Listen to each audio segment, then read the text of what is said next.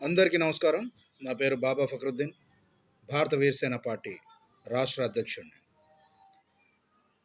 ఈరోజు నేను ఒక పోస్ట్‌ని చూశాను.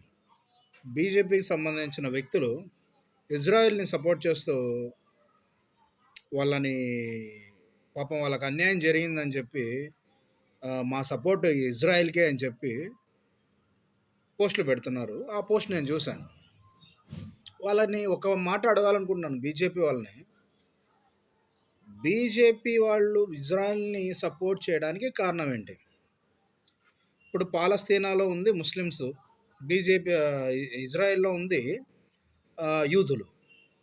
మరి పాలస్తీనాలో ముస్లిమ్స్ కూడా బీఫ్ తింటారు.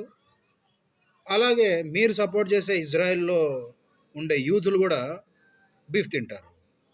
సరే, బీఫ్ తిన్నా సరే మేము సపోర్ట్ చేస్తాం, వాళ్ళ వైపు న్యాయం ఉంది అని మీరేమైనా అంటారా?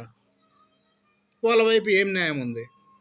ఒకప్పుడు ఆ దేశం పాలస్తీనా, తర్వాత శరణార్థులుగా వచ్చి ఇజ్రాయెల్ వాళ్ళు, ఎవరు హిట్లర్ తరిమేస్తే శరణార్థులుగా వచ్చి ఆ దేశంలో మైనార్టీలుగా ఉన్న వాళ్ళు మెజార్టీలు అయ్యి ఈరోజు పాలస్తీనాలో ఉండే ముస్లింల మీద దాడులు చేస్తూ ఈ దేశం మాది, వెళ్ళిపోండి అని చెప్పి చెప్తున్నారు.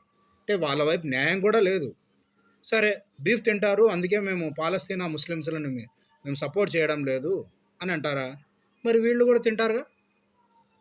ఇజ్రాయెల్లో ఉండే యూదులు కూడా బీఫ్ని కమ్మగా తింటారుగా. మరి వాళ్ళు తింటే మీకేం ప్రాబ్లం లేదా? ముస్లింలు తింటేనే ప్రాబ్లమా?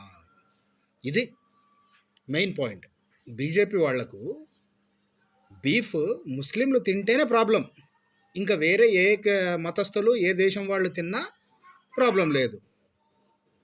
సూపర్. జై హింద్.